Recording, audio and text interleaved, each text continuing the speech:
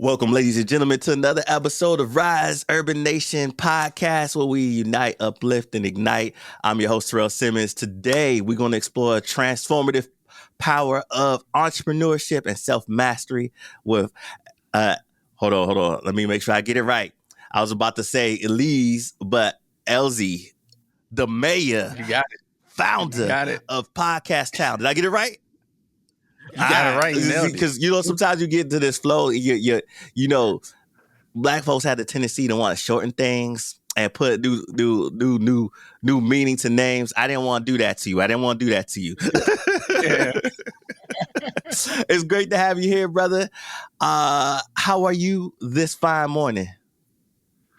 I'm doing fantastic, man. I'm up. I'm in the studio. I'm talking to bright, brilliant folks like yourself. So I'm on cloud nine. I appreciate that. So me and my brother, the mayor, was having a conversation earlier before you guys popped on. I say, yo, let me pause that. Let me go back and let's do that over and let's talk about that on the pod. And we was talking about, because I was telling him about my journey into podcasting, how it started as a passion project. And I had, some of you guys may know this, I entered a startup weekend competition long ago with Techstars and Google. And the reason I even got into it, because I was helping them with a DEI initiative to get more Black people into that space. And I met so many brilliant Black people creating things. And from that experience, I knew I wanted to create this podcast because I wanted to highlight those amazing people like yourself, because I used to be able to do programming for young adults to get them money and getting them to apprenticeships and programs. And a lot of them wouldn't want to do it because they say they didn't see many people like us. And so this was my way of having them see people like us, because I realized they can't be what they can't see. And me and you were having a wonderful conversation about it. And I was asking you, was the journey similar for you? And then, I'll let you take it away. Was the journey similar for you with creating this, or in your self-mastery and discovery and so forth? Yeah, for me, Tyra, I grew up in a small town, Mounds, Illinois. So if you go to my website, I have a link to the population, and the number that's on my website is actually higher than what it is now. That's how small and how it's diminishing population, no stoplights, one gas station, one grocery store, everybody knows everybody, that type of small. And so for me to be where I am today, to be able to talk to folks like you and entrepreneurs, literally from all over the world. I've done podcast interviews from South America during a blackout, just being exposed to different ways of thinking, different ways of doing business, different ways of living life, and different perspectives.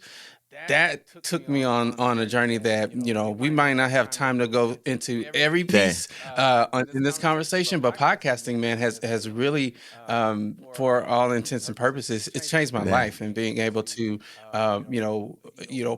represent and present different thought processes and helping people get better at business just from having these conversations and dialogue. So yeah, my journey's been cool, man.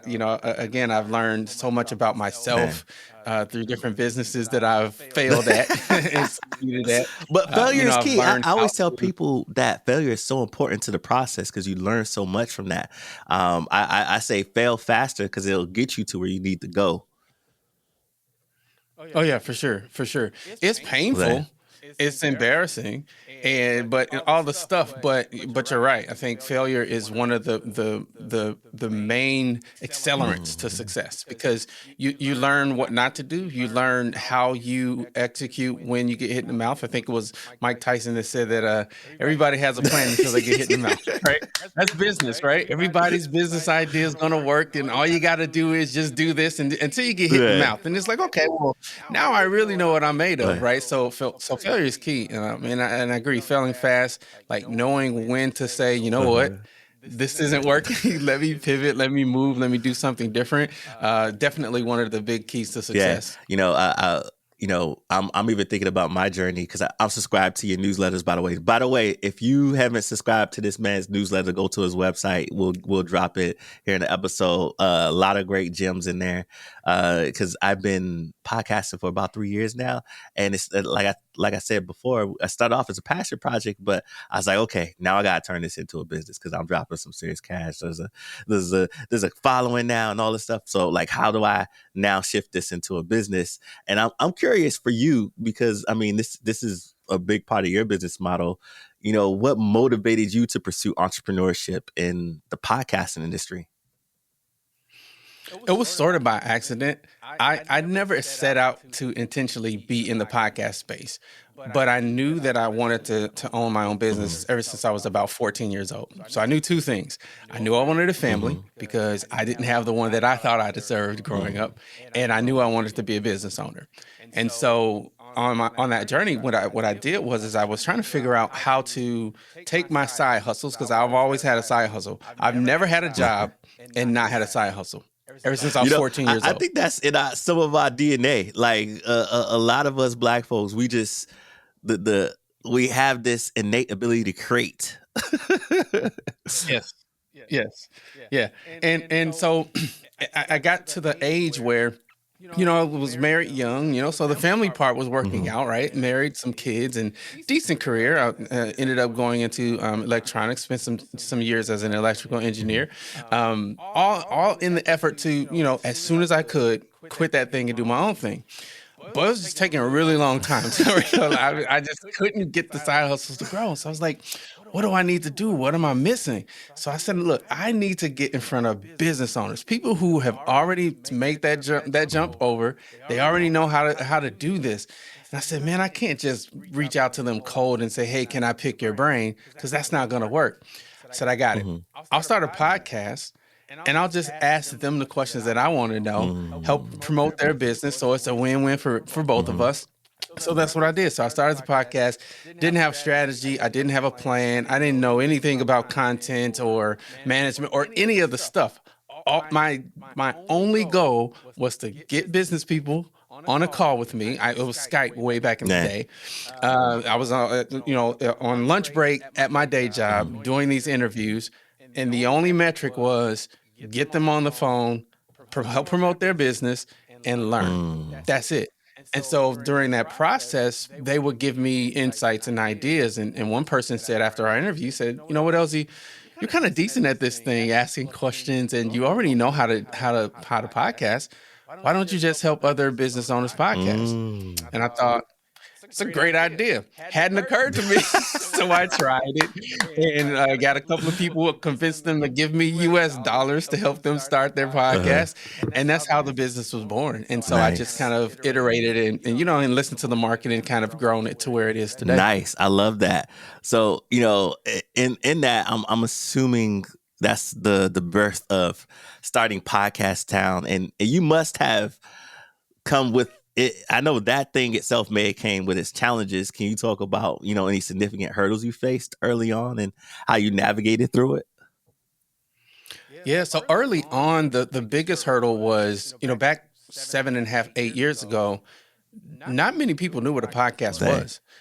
Especially in the business world. I would go to networking, events and tell people what I did. They would say, Elzie, what do you do? I help businesses launch podcasts. And they were like, okay, that's cool. What's a podcast? And I'll have to explain to them what a podcast is and how it works and all the stuff. Now, when I go to a networking meeting, everybody knows what a podcast is, at least, right? People still are learning how to leverage podcasts and use them the correct way. But that was early on. That was one of the biggest hurdles, is just the educating the market on what a podcast was and how it could serve their business. Now, the hurdle is competition. Right? The market has matured. There are other podcast agencies out here that do awesome work and an amazing work. And there's a shift in the market in general. Back in those days, on demand was just kind of becoming a thing.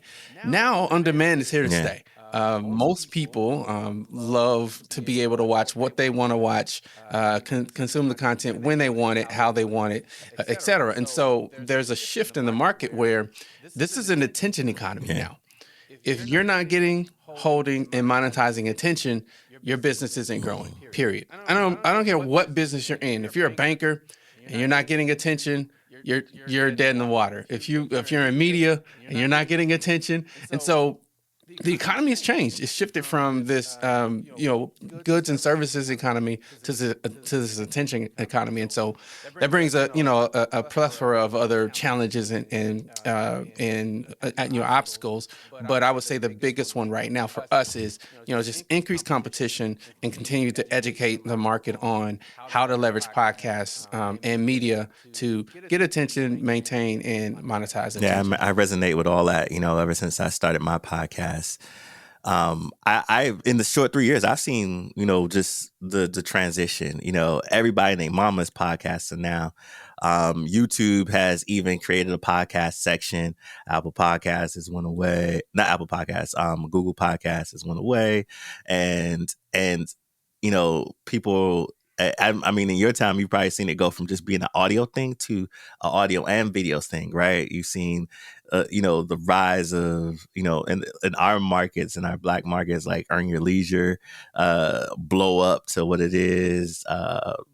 David Shan's social proof, and I'm loving what they're doing around that, because it's not only educating, it's also providing services for whatever your niche is. And for me, I even saw the benefit because I didn't have a business model around this podcast, but I've got speaking opportunities, paid speaking opportunities, just by having a podcast. And I was like, oh, this could be a thing. And I'm curious to know, your journey in podcasting and seeing all that.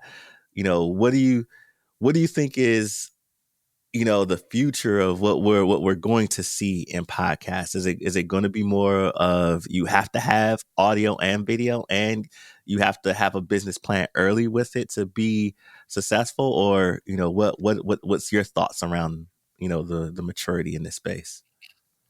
Yeah, it's fun to watch, to be honest, to see the different sort of um, spaces in the industry, right? So on one side, you have the entertainment culture space where there's a ton of opportunities still if you are sort of a cultural show that your current news, et cetera, entertainment.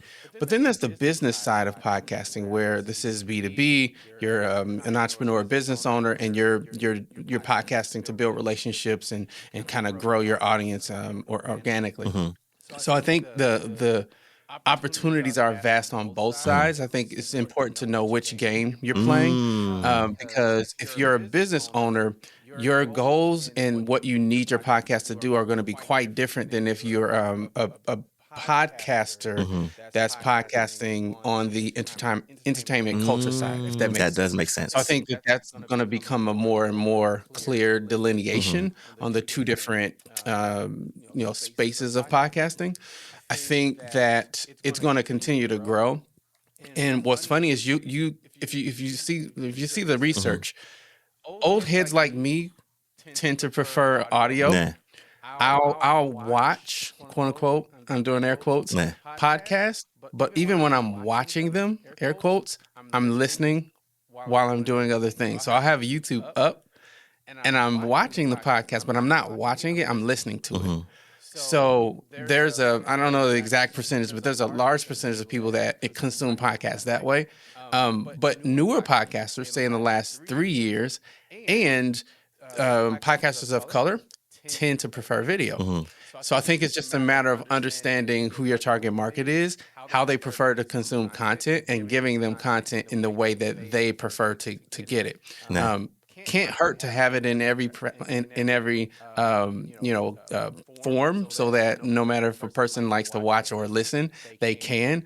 But I think it's just important to understand, your target market, how they consume content. Gotcha. I think I've seen you said that before one time on Podcast Town. I'm gonna play a scenario with you real quick that came up in my head. And I was like, all right, that makes sense. Strategies for business to business podcasting is gonna be different from, the entertainment space. Now, like, can every business have a podcast? Like, let's say, I don't know, I have a clothing company and this is my clothing company. Let's say, the museum. And shout out to the museum. It's a Black-owned company in DC. My relatives got this for me. Let's say this is my business. I own a store, a boutique, Black-owned clothing store in DC called the Museum. How can a podcast help that? Like, how would you help a company like this build a podcast that supports that business? How is that possible? All right, this is totally free, right? Not even charging. Okay. So I would have a podcast that brings on influencers to, number one, display the merch, but talk about the brand. Where did it originate? Why do they wear? Why do they collaborate with the museum? Is this like a museum where people go? Well, the brand is called the Museum, and it's a clothing company. Okay, so what makes them different? Okay. What different? Is it? Are they in sports arenas? Do they do podcasts like you're doing now? Taking all the brand ambassadors, doing interviews with them, and talking about their business, their projects, what they're working on, but also how the museum is collaborating with them on a brand level, on a human level, and then just leveraging that to repurpose content on maybe it's YouTube, maybe it's Facebook, whatever, or Instagram, and just leveraging those conversations to create that content, repurposing it. But the important piece of it is really being intentional about looking at the engagement, following up, and creating marketing campaigns to attract those people that are engaging with the brand. So somebody likes a post, somebody comments on a post, really being strategic and intentional about bringing them into your marketing ecosystem, and getting them, number one, exposed to your brand and into your store. I like that. That's a good breakdown. I like that. Okay. So, yeah, it sounds like everybody can have a podcast. Is there have you ever ran across any business that, like, oh man, this ain't podcast. I don't know how you're going to turn this into a podcast. Have you ever run into that? Some tells me no, but yeah, I'm just curious. I mean, I have. So I think, again, the challenge is still on the business side. There are businesses who don't understand that they need to be curating attention, right? Because about 5% of the people, and sometimes it's as low as 3% of the people who need what you do are ready to buy from you right now.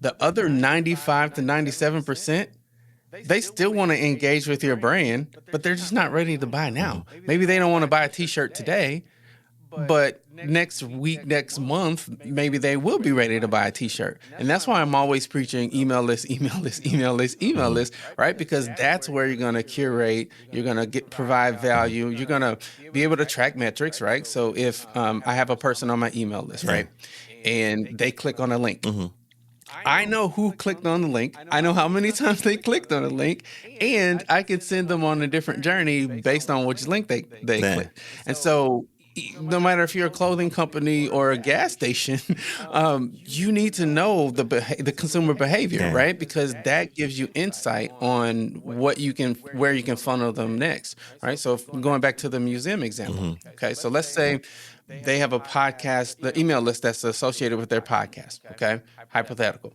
And they're sending it out to 1,000 people, right? Every week. And out of those 1,000 people, they have a 50% open rate, which is phenomenal. Okay, so 500 people are opening the email. And of those 500 people, 200 people click on the link to buy a certain t-shirt or a promotion that they are doing for a discount. So now that's a lot of valuable information that you could take to your development and say, oh, okay, this many people are interested in this promotion. Let's dig a little bit deeper and figure out why. So maybe you bring a certain person back on the podcast as a guest, or maybe you bring on a co-host. And so it really gives you the ability to gather that data, that intel, so that you can make the right adjustments on the business side. So long answer to your question, but I think when you think about it that Yeah. way, right? Every single business needs to have a content generation strategy, Yeah. period. Gotcha. I love that. Now let's dive back into podcast town a little bit, because I'm curious, to how it's grown significantly. What strategies have really been crucial to your success in podcast town, and could you share some that impactful projects or collaborations you've done? As you mentioned, collaborations could be key in both of your examples. So I'm curious to see if you've done some of that to help grow Podcast Town. Yeah, shaking heads and kissing babies, man. That's why they call him the mayor. No, but seriously. So to be completely honest, the biggest one for me has been my show, Journey to Mastery, because I'm doing my best to teach people how to master the game of business, right? And a lot of that comes down to understanding who you are, so that you know who you are not, right? Because a lot of times business owners are chasing so many different opportunities, and it's because they don't know who they are. When you know who you are, you can fine tune what opportunities are for you and which ones you should refer to other people. I was teasing a guy I was having a meeting with the other day. It's like I have a long list of Right. referrals, because I only do one thing. Right. I help entrepreneurs grow their business using their Right. voice. That's all I Yeah. do. And it happens to be done through the vehicle of podcasting, but that's all I Right. do. I don't build websites. I don't do any of this. I focus on one Right. thing, right? And I refer everything else out. But that allows me to be able to build those relationships, because I know people who are awesome at building websites. That's all they do. And so when I send them business, then they send me business, and we send each other business, and that helps grow my business and helps grow their business. So I think just having that mindset of focus and clarity has helped me grow Podcast Town, and being collaborative, and just having that intention around doing what I do best, and then partnering with other people who do what they do best. But more importantly, understanding what you want, your vision for your company, right? Again, not looking at the company to the left or the right necessarily to compare, but really understanding what's right for you, your business, and doubling down on that, and just focusing on what you know is going to help you move the needle in your Yeah, business. I love that. I love that. I was listening to a podcast the other day where they was talking about often business owners get into the trap of creating too many things in their businesses, too many packages, too many services, and so forth, and they're trying to cater to too many things, too many audiences, too many price points, and that's what bogs them down. And the key is simplifying. Like if you could simplify to master one thing, and work that one thing until you make your million, then you'll be a lot more successful, because then you'll master it, you'll critique it, you'll put it into this really refined package that will help you be successful. And he said after you made that million off that one thing, then you could look at maybe expanding, because now you've got a system that works, and so that system front to back, and then maybe you can expand from there. But people start off too early trying to, okay, all right, this one customer needed this, so let me create something for that type of customer. This other customer needed this, so let me try to create this thing for this other customer. And now you got all these packages, and people come in confused. Okay, all right, what's the difference between package 1, package B, and package C? And I think that's where we go astray. Would you say that's correct? That's absolutely correct. And I always forget the person who originated this concept, but it's the concept of the 5 Yeah. ones, right? One target market, one offer, one conversion method, for 1 year. There's another one in there, and one offer. I said that. But anyway, if you look it up, the 5 1s, and it's so true. It doesn't necessarily have to be a certain number, right? But when you get your processes and your systems to the point where they run flawlessly, even without you, now you can think about, okay, what's the next package? What's the next offer? But you're dead on. Focus and intention, and having the one thing that you're really, really great at, it's a key to success for sure. Yeah. Lessons and advice. Let's reflect on your entrepreneurship journey. What are some of the most important lessons you've learned about self-mastery and building a successful business, particularly for Black and Pan-African entrepreneurs? That is a loaded question. I'll try to give us a simple answer. Well, we got some time. Like, go through your reflections, because I mean, self mastery in the loan, like, we could tackle that first, because that I feel when you only hinted on a little bit, like, there's a lot of important things in self mastery that has to happen for you to be successful in business. So maybe you can speak to that, the some of the important lessons of what people need to learn about in self mastery. Without giving us the whole shebang, because I know that we could go to your podcast and get more. But what is it like? Maybe one or two key things in self mastery that are very, very important. Yeah. So I wrote a book, not to plug the book, but in there I have these Elzie-isms, as we call them, and they're concepts that I've learned over the years, the hard way, that have helped me kind of, and you never master, right? Which is the title is meant to be a little bit provocative, because I know that you never really master anything. It's always going to be a journey. And so with that said, the biggest thing and the first step is understanding your genesis. So where you started, and being comfortable with where you actually came from. It's painful. Some of us have, backgrounds and histories that we don't like to think about, but it happened. You can't change that. Deal with the residue that comes along with that, right? For me, it was growing up in a city where I couldn't play outside, and I saw domestic, abuse, and I saw the drug. I saw so many things in the first 5 years of my life that I had to deal with that stuff first, right? My relationship with my dad.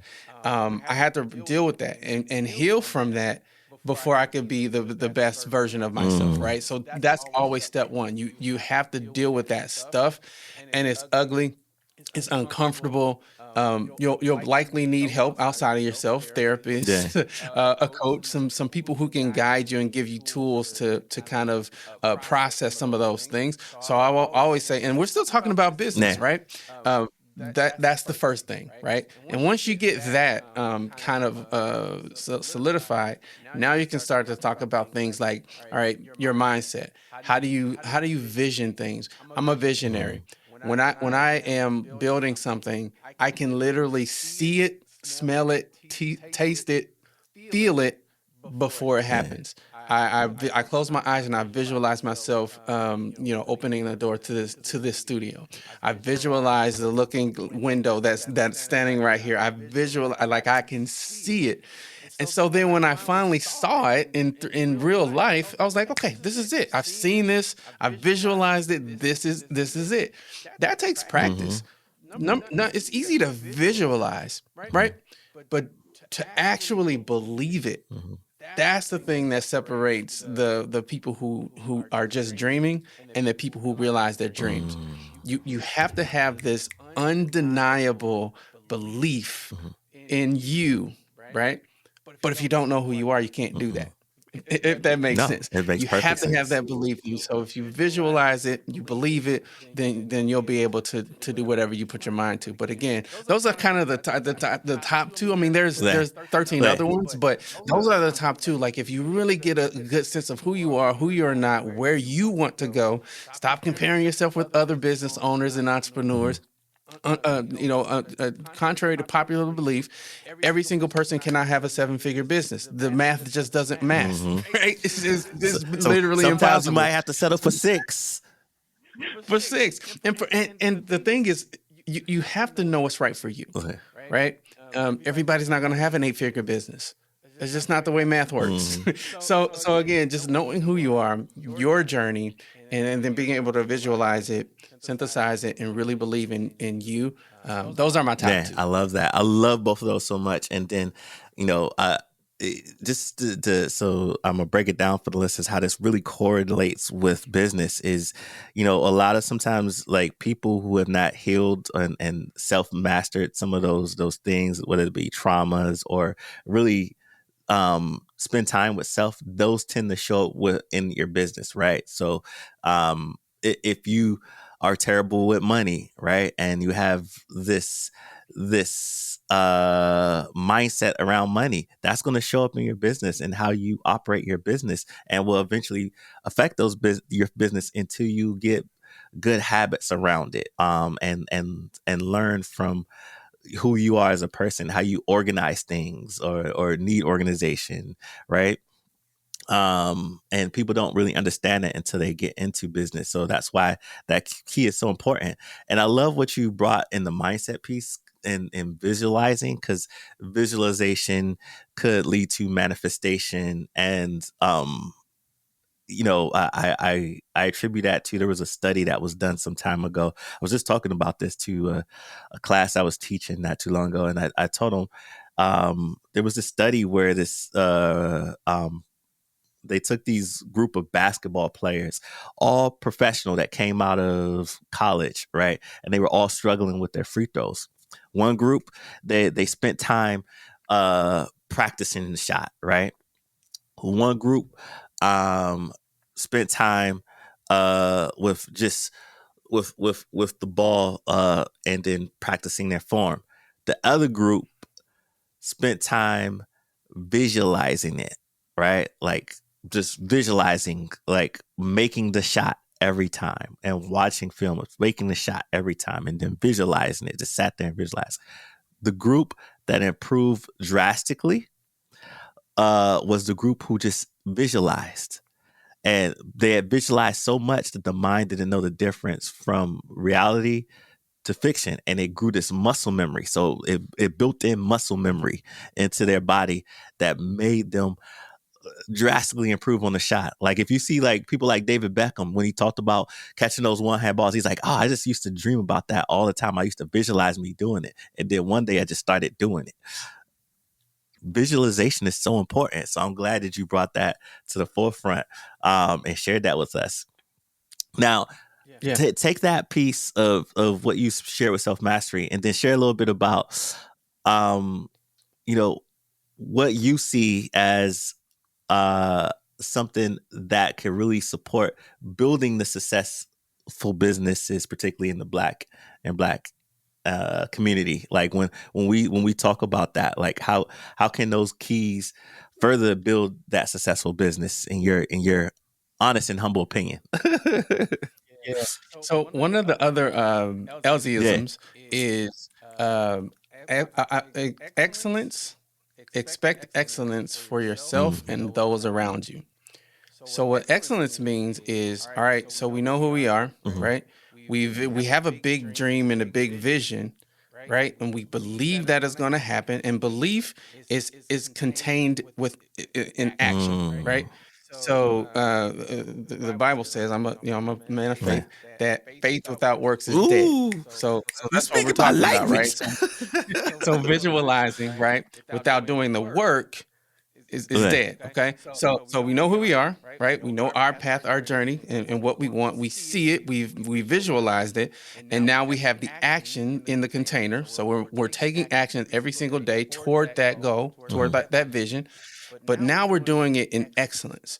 And we're not only expecting but requiring excellence for everybody around us. So that's contractors, that's employees, that's collaborators, that's everybody around us. You have to be excellent. And what excellence looks like is how do I get better incrementally every single day, whatever it is? Can my email copy be better today than it was yesterday? Can my response rate be better today than it was yesterday? Can my social media copy be better today than it was yesterday? Can my business plan be better? Can my interactions be better? Can I network more shit? So in every single thing that you do, so you're marching toward that vision, that visualization, if you do it in excellence, so you're getting better 1% every day, then the sky's the limit. You're going to be successful, right? So if that means I need a coach, all right, so let me find a coach that adheres to these values. Are they able to help me get better at what I do? Are they excellent, right? And is it in line with who I am, where I want to go, and why I want to get there? You do those three things alone, then you're gonna be cool. That's spot on right there. You speaking my language. Like I'll often tell my mom, we could pray on it, but what are we gonna do too? Like we have to have some action behind that prayer. So we can't just pray and then ignore everything and expect it, to come out all right. Yeah. I always tell people, pray on your way. Yeah.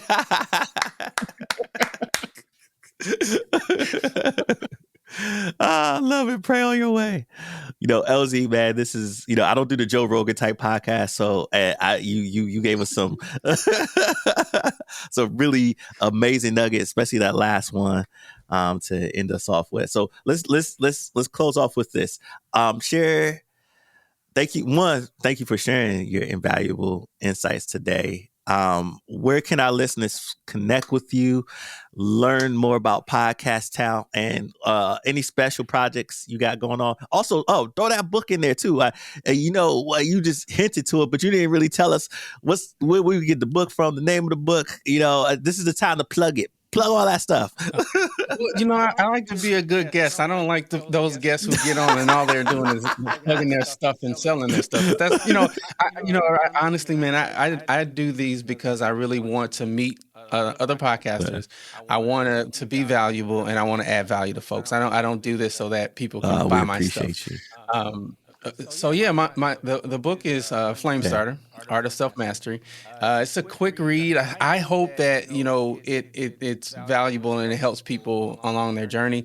It's one of my pet projects. I did it because I want to prevent people from burnout and experiencing the things the way that I had to. I had a mentor tell me once, Elzie, find your own potholes to fall in. So that's my goal with the book is don't fall into the potholes I fell into. Find your own potholes and then tell people how to avoid those potholes. And if we do that, then the next people coming up behind us will have their own potholes to fall in. So the book, but everything that that I'm doing to learn more about me as a human and my businesses and all the stuff, if you just go to elzieflenard.com, all that stuff is on there. It's ELZIEFLENARD.com, and all my stuff is there. Awesome. Thank you again, brother. I appreciate you. Man, just the gems you brought today. I know that book is going to be fire, y'all, when y'all check it out because of the gems we brought today. Also, check out Podcast Town if you are thinking about starting a podcast or building a podcast in your business or want to learn more about it. I think that's going to be a great place for you to get information. I know has been for me.